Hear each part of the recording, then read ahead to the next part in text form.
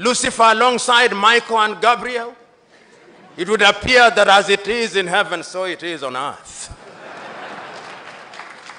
And if you go to Mozambique, you can also begin to see that there is a problem there, but there is an attempt at hygiene. You go to Zambia, that is another country, Kenneth David Kaunda. On the day that he left office, Kenneth David Kaunda had only $8,000 in his account. If you ask your typical African Tanzanian councillor today, before Magufuli came in, that was pocket change. After 24 years in power, $8,000 only. Those are people who love their country and sacrifice. There is a need for hygiene in Zambia.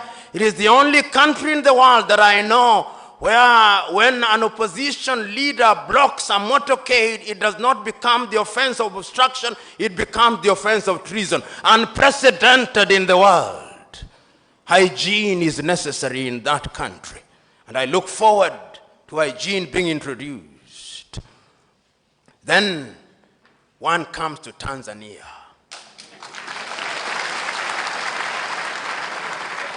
You know, Tanzania, when one talks about hygiene, one must start in the 1960s. One must remember the Arusha Declaration and the nobility of the intentions of Mwalimu Julius Kambarage Nyerere. And that is why many of you may not know, but at one time it was suggested that he be made a saint of the Catholic Church. And the reason was very simple. This was a man who had ideas. This was a man who had clarity of thought. This was a man who could see the future almost with the exactitude of a Jewish prophet. This was a man who had the humility, almost like the humility of the carpenter of Nazareth. This was a man who loved his country. He made mistakes, and when he made them, he realized and corrected them. That is his greatness. Is it not Saint Just who said that nobody can rule guiltlessly? This is a man who found 120 plus ethnic groups and welded them into one nation, so that Tanzanians speak with one voice. You know, if you look at Tanzania and you ask your typical Tanzanian, what was the ethnic extraction of President Kambarage Nyerere? They do not know and they do not care.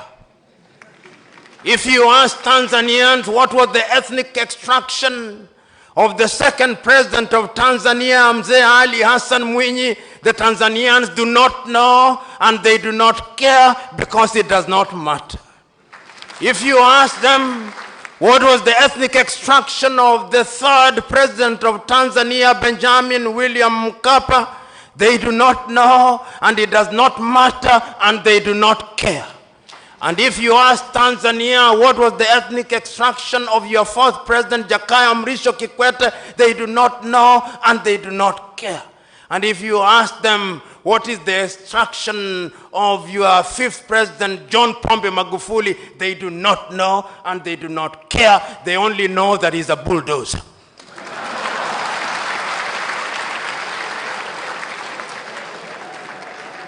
But you go to my country, Kenya, God save my country. God save my country. When you meet your typical Kenyan and you introduce yourself as John, they'll ask for the second name, not that they may know your full names, but that they may identify you with your ethnicity and pigeonhole you accordingly.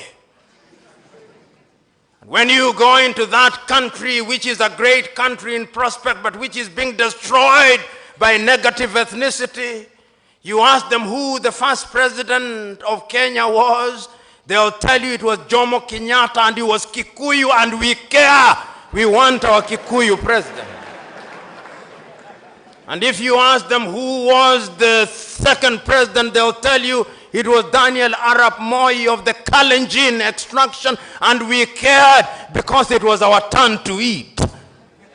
And if you ask them who was the third president, they'll tell you it is Uhuru Muigai Kenyatta, and he is a Kikuyu, and we want him to continue because we Kikuyus and we Kalenjin only feel safe when one of our own is in State House.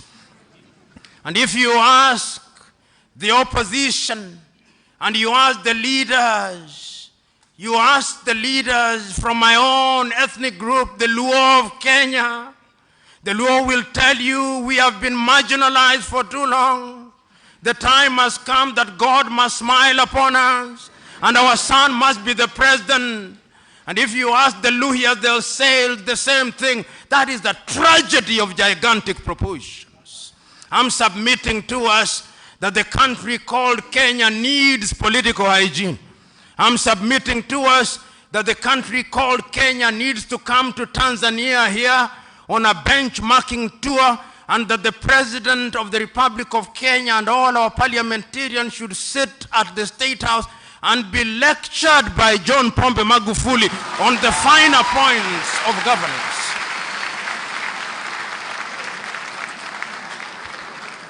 Of course, Mzee Warioba will be there, and other stalwarts will be there. Salim Ahmed Salim will be there. Great Tanzanians will be there. And Nyerere will remind us, katika karne ya 21 tupande basi ya makabila, ujinga na upumbavu, because it can destroy a nation. There is need for political hygiene in Kenya. Right now in Nigeria, the Igbos want to secede, and they are being warned by the Yorubas and the Northerners. There is need for political hygiene. But let me also say one of the things that relates to hygiene. Aside from negative ethnicity, there is another thing that has killed Africa and taken away political hygiene: corruption. You know, it would appear that we of the Negroid blood relate very poorly with this thing called money. Money is a useful facility that enables you to do things with ease. But if you allow money to control you and you begin to adore money and you acquire appetite for money, then you are in trouble. And I want to submit to us that Africa is the only continent in the world where upon appointment into political office or upon ascending to the political office, it's as if you have won a lottery ticket to sudden wealth. In Africa, when you are appointed a minister, even the newspapers will say if you are appointed to the Ministry of Finance, he's been appointed to the lucrative Ministry of Finance. If you are appointed to the Ministry of Agriculture or Mining, they say you've been appointed to the lucrative Ministry of Mining. But when you are appointed to the Minister of Culture, they say you've been appointed to the lean Ministry of Culture. In other words, there is a sense in which institutions in Africa appear to believe that he who gets into public office has a license to be a thief. And if you look at many African countries, many African leaders cannot account for their wealth. They have stripped their countries naked. You know, when I look at some of the great leaders of Africa, some who will not be remembered so very fondly by history, I regret. Robert Gabriel Mugabe of Zimbabwe. Nyinyi Waswahili mnasema wali wa kushiba huonekana kwenye sinia. In 1980s, when Mugabe took power, it was said of him that he had the largest number of degrees of any leader in the world, and he had degrees. It was said that he was a passionate revolutionary, and he was a passionate revolutionary. It was said that he had liberated Rhodesia, renamed Zimbabwe into a great country, and for the first 10 years he did a good job. Then something happened. Different commentators have different ways of saying. Some of them say that Sally died and he married Grace and it has never been the same again. I do not know. Some of them said that he became a prisoner of some of his comrades. I do not know. But the only thing that I know is that all the historical dividends he had accumulated have now been squandered. Why? They have been squandered because Robert Gabriel Mugabe now presides over a country where there is 90% unemployment. Robert Gabriel Mugabe now presides over a country which does not have a currency but has a central bank. This is unprecedented in the history of modern civilization. I'm submitting to us that corruption has been at the very heart of the destruction of Africa. That is why we do not have roads. That is why we do not have good hospitals. That is why we cannot feed ourselves in Kenya today. We and Ethiopia, we are importing maize from Mexico. In Liberia, they are importing chicken from Brazil. And in many countries, we cannot even feed ourselves. We do not make our own medicine. Medicine is made as generics in India. We do not even produce our own seeds to plant our fields. They are being made by Syngenta and Monsanto. We do not produce anything because of corruption. But there is a sense in which one can begin to see some hygiene. There is a sense when I arrived here in Dar es Salaam and I look at the newspapers and I see a white gentleman having flown into Tanzania in a private jet from the company called Acacia, goes into State House in Dar es Salaam and literally almost saying, mea culpa, mea culpa, mea maxima culpa. Nimekosa sana, nimekosa sana, nimekosa sana. And President John Pombe Magufuli, as if he was a Catholic father, saying, nimekusikia mwanangu, nimekusikia mwanangu.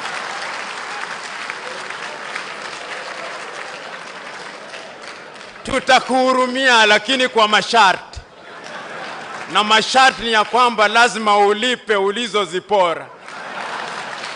I felt told that there is an African leader who can stand up to international pirates who for 20 years have deprived Tanzania of taxes that would have gone to schools, taxes that would have gone to the health sector, taxes that would have gone to infrastructure, taxes that would have gone into agriculture. John Pombe Magufuli is a breath of fresh air. I know that there are some Tanzanians who may think that he's disrupting their agenda. John Pombe Magufuli disrupt their agenda. For if you come into a country and you find a patient suffering from cancer, you've got to subject them to chemotherapy. And when you administer chemotherapy, the hair will fall out a little. There will be some pain. That pain is necessary because there is no gain without pain. I'm not a Jewish prophet nor related to one. I'm not a member of CCM. But if John Pombe Magufuli continues on this trajectory and has a second term, in the next 10 years, Tanzania will be one of the largest economies in this country.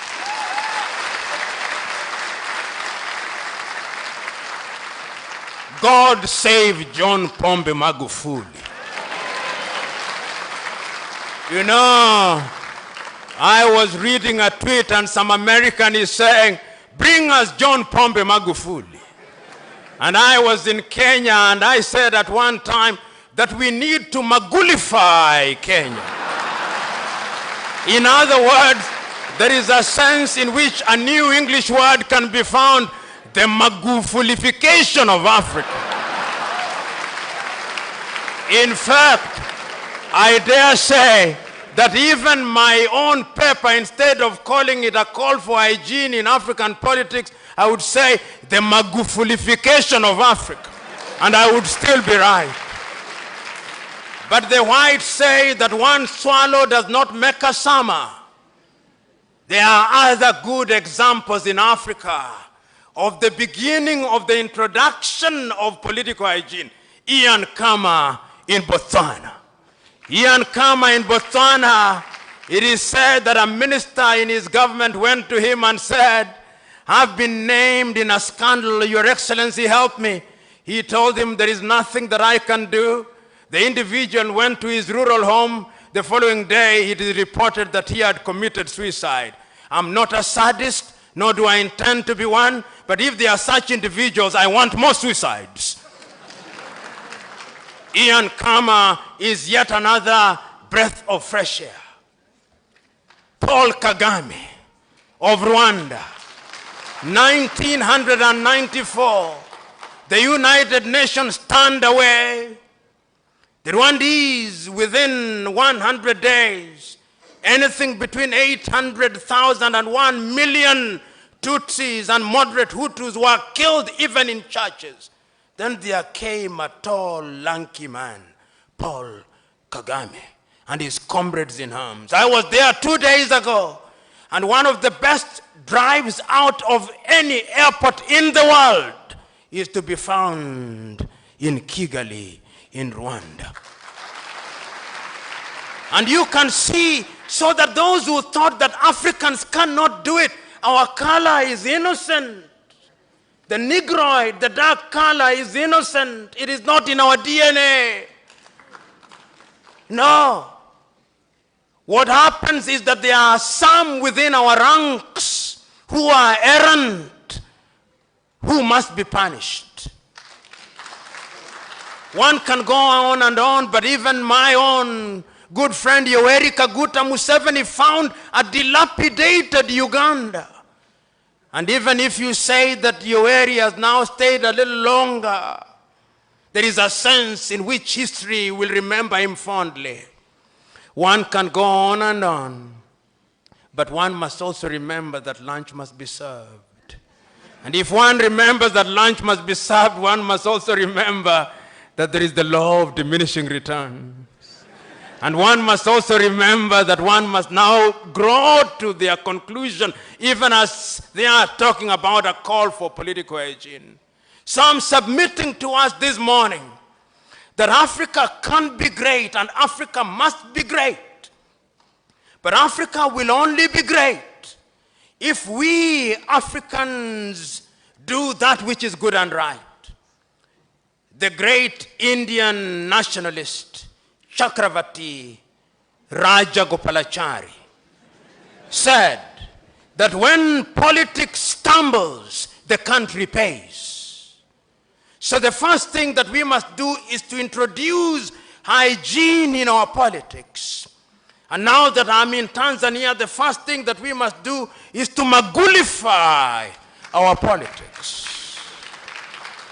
I know that there is a Kiswahili saying, mgema kisifiwa tembo litia maji, and I'm conscious that one of the names of President Magufuli is Pombe. But I have no doubt that President Magufuli will remain on the right course. As you say here in Tanzania, atabaki kwenye njia kuu hata chepua. I'm suggesting to us that we introduce hygiene in our politics. Which means, and Mzee Warriaba will remember when we were talking about the Constitution, Africans must begin looking at their Constitution, and they must be constitutions which address the African environment. You know, there was a time after the fall of the Berlin Wall when European powers from London, Paris, Madrid, and Washington told us that democracy is equals to multi-party politics. Democracy equals to this. I now hold the view that while plurality is a good thing, a constitutional review gives us an opportunity to come up with homegrown solutions.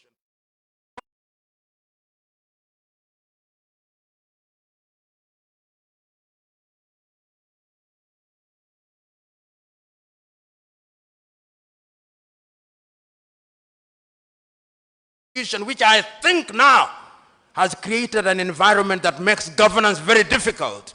When you make a constitution, make a better constitution than we did. I'm submitting to us that we must now look at our constitution as the primary governance document in order to ensure that we create hygiene in our politics. First of all, there is a sense in which the electorate must also be educated. Democracy presupposes that the electorate is mature and the electorate knows what it wants. 3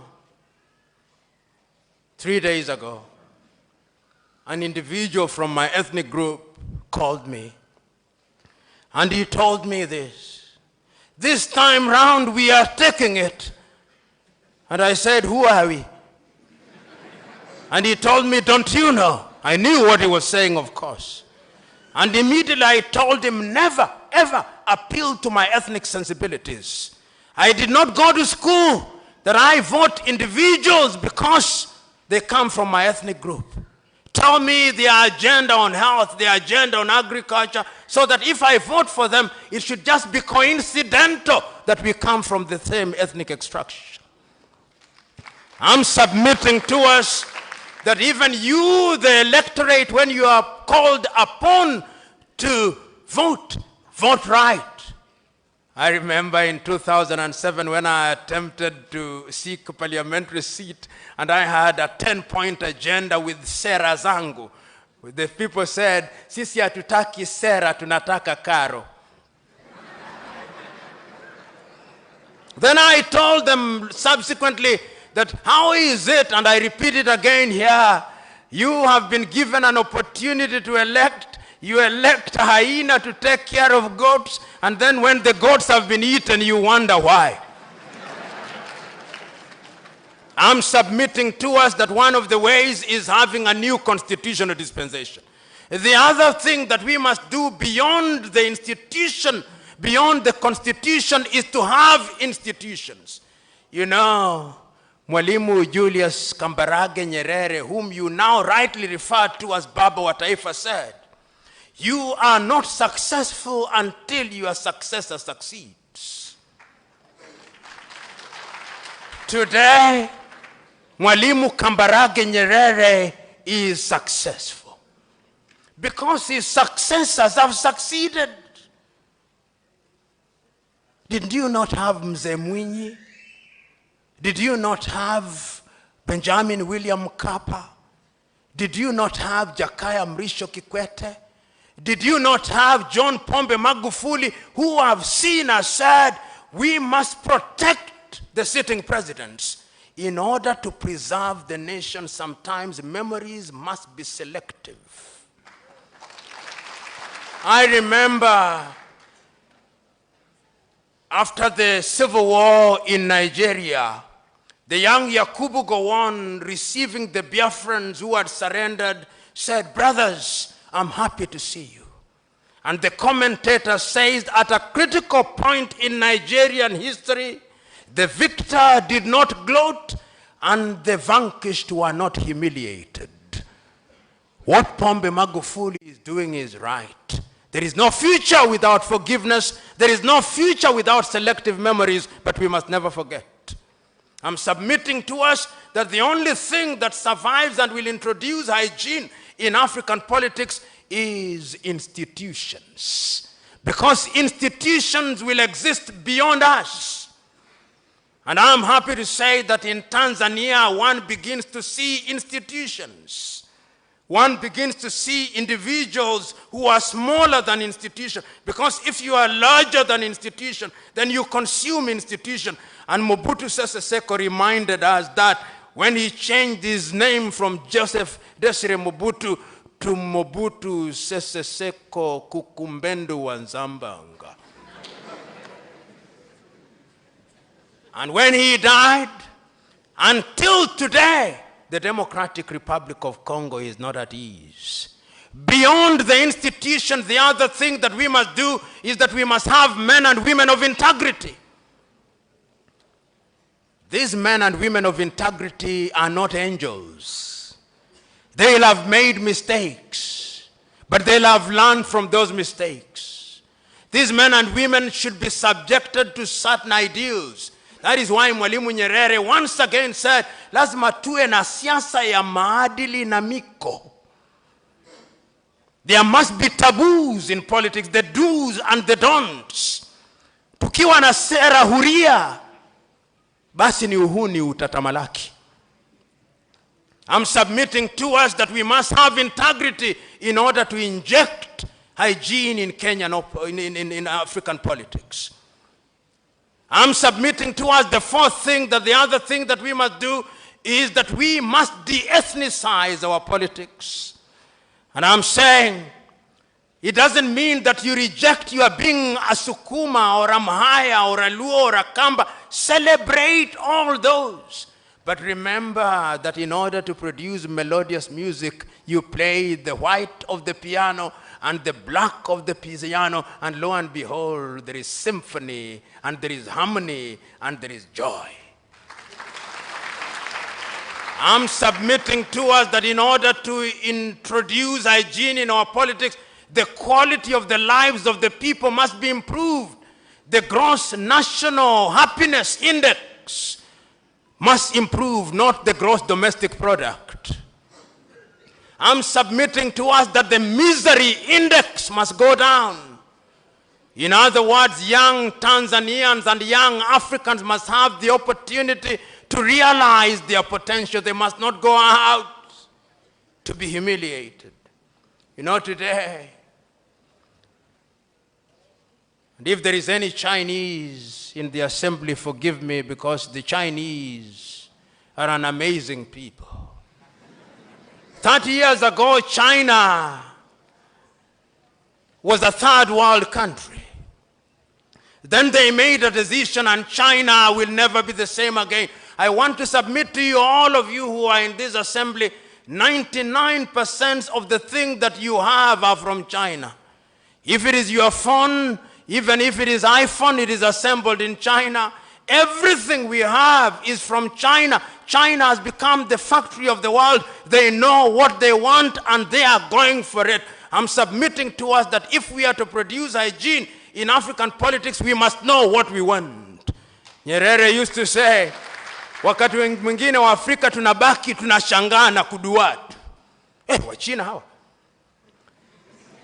I'm submitting to us that China knows what it wants, and Africa must now ask herself, what does she want for her women? What does she want for her young men and women?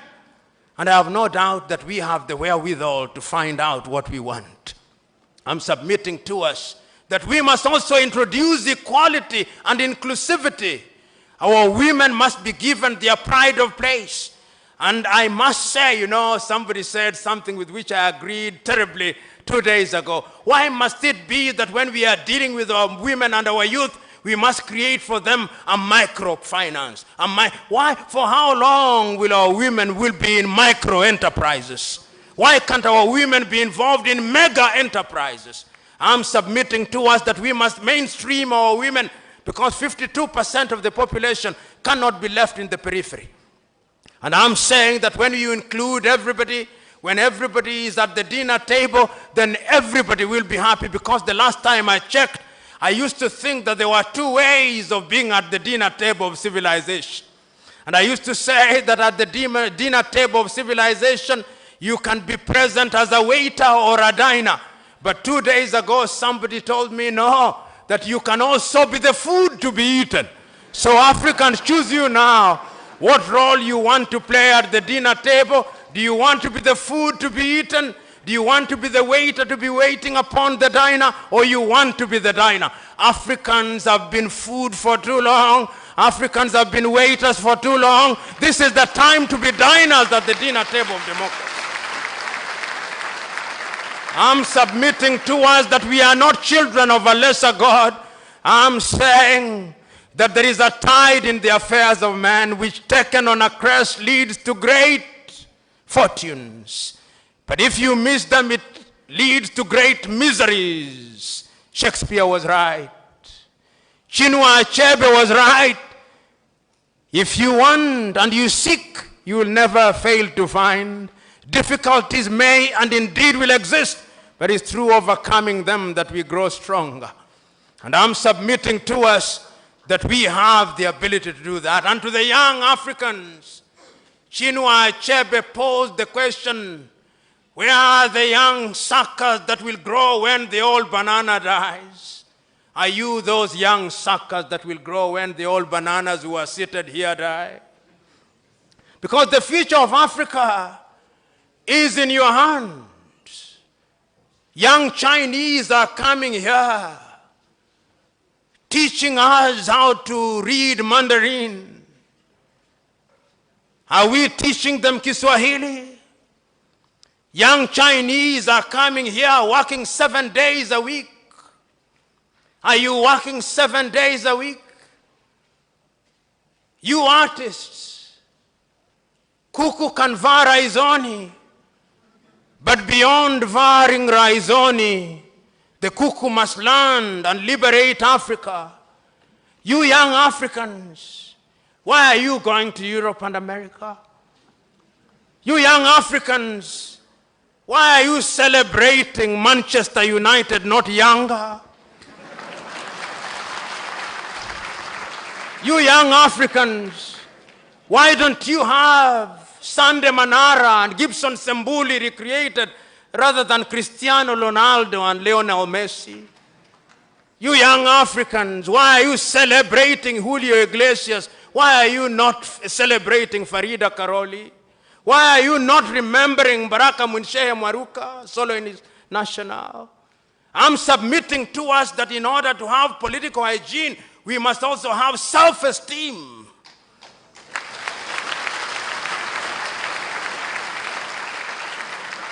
Kwa Kiswahili lazima tujiamini sisi. Self-esteem. Once we have self-esteem, that we know that we are equal and that God in his divine wisdom decided the God that I worship is a God of diversity. He looks at a white man and a white woman, he says, behold, a great creation. And he turns to the Arab, the brown Arab, and says, oh, what a good brown creation. And he turns to the slitty-eyed Chinese and the Japanese, and he says, behold, what a great creation. And he turns to the Negroid and says, I perfected it here. What a perfect turn. So that when we sit at the dinner table of civilization, it is the diversity that we should look forward to. And I'm submitting to us that once we've done all that, then Africa will be great. Once we have done all that, Africa will be great, and Africa can be great. But Africa will not be great on the basis of pronouncements. I know that the Africans sat in Addis Ababa, Ethiopia, and came with Africa Agenda 2063. But Africa will not realize Agenda 2063 when 90% of African Union budget is externally financed. He who calls the piper calls the tune. That old English saying is still true. Because as they say in French, plus ça change, plus c'est la même chose. The more things change, the more they remain the same in Africa. But I'm submitting to us that this time round, they must not remain the same. So, fellow Africans, and individuals who may not be Africans but are from other civilizations and our sisters and brothers, make Africa great. This continent can be great. Make Africa's education great. Let Dar es Salaam, University be great. Let Nairobi be great. Let Fura Bay in Sierra Leone be great. Let our education be great, and we will make it great. Let African agriculture be great. Let us feed ourselves. Let us have food and beef and chicken and grains made in Africa. Let African agriculture be great. Let African infrastructure be great. Let us have the new train moving from Addis Ababa in Ethiopia to Dakar in Senegal, and from Cape Town to Cairo. Let there be great infrastructure. Let us have one passport so that when I arrive at Dar es Salaam, I'm not asked for my passport. Please, let us have one. Let us have one currency so that I don't have to fly for 1 hour and I confront Tanzanian shilling. I fly for 55 minutes, I confront the Rwandese franc. I confront the Angolan kwanza. Let us have a unit of currency which is uniform. You can call it the Afro, whichever name you prefer, but let us have one currency. I'm submitting to us that we can be great. Let us have our women occupy their pride of place. Let us make the Congo the Silicon Valley of Africa. Let us make Niger or Burkina Faso the head of nuclear power. Let us make Congo and the Kariba the production headquarters of electricity. Let there be light in Africa. Let there be light in Africa. And I'm submitting to us that that can be achieved if we introduce hygiene in African politics and African affairs. Let us have Africa Magulified. God bless you.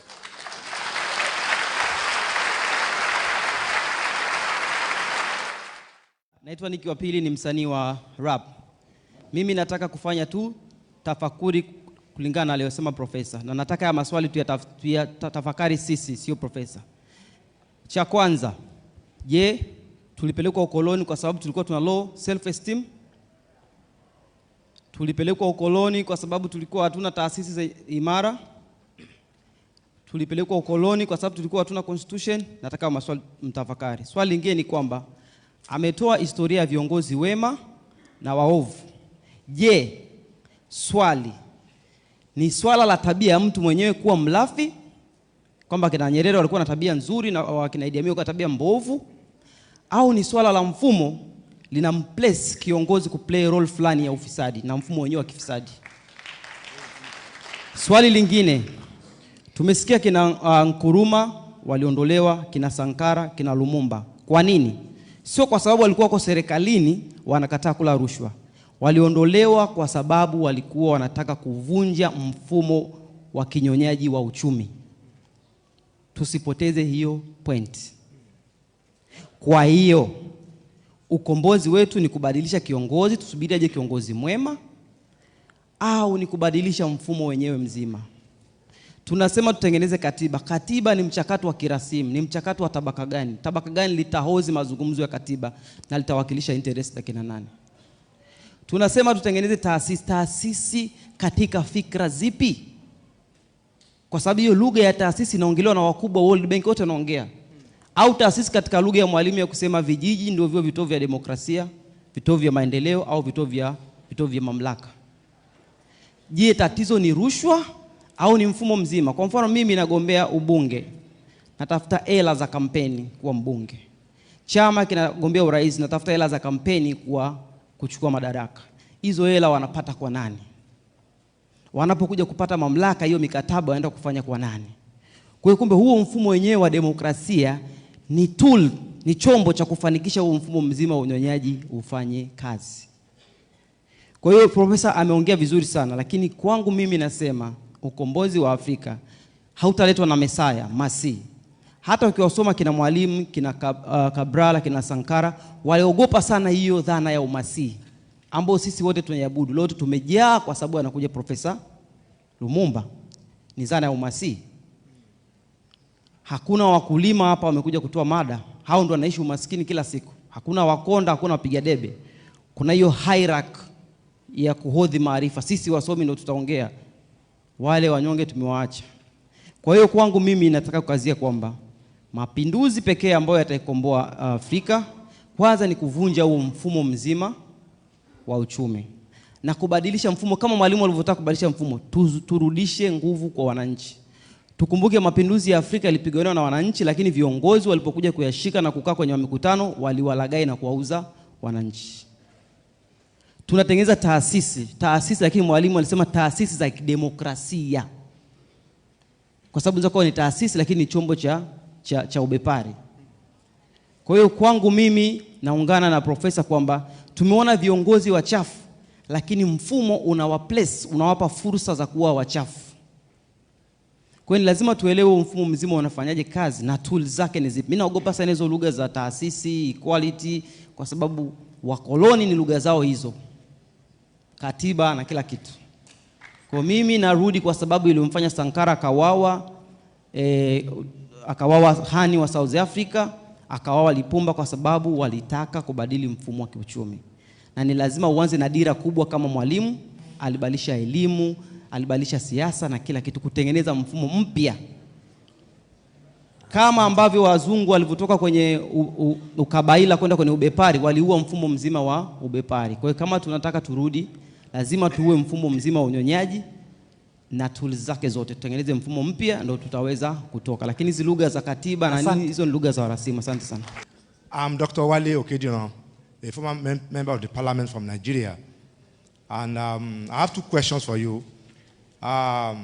When you are making your beautiful presentation, you condemned President Mugabe for staying too long. But you are partial to Museveni and Paul Kagame.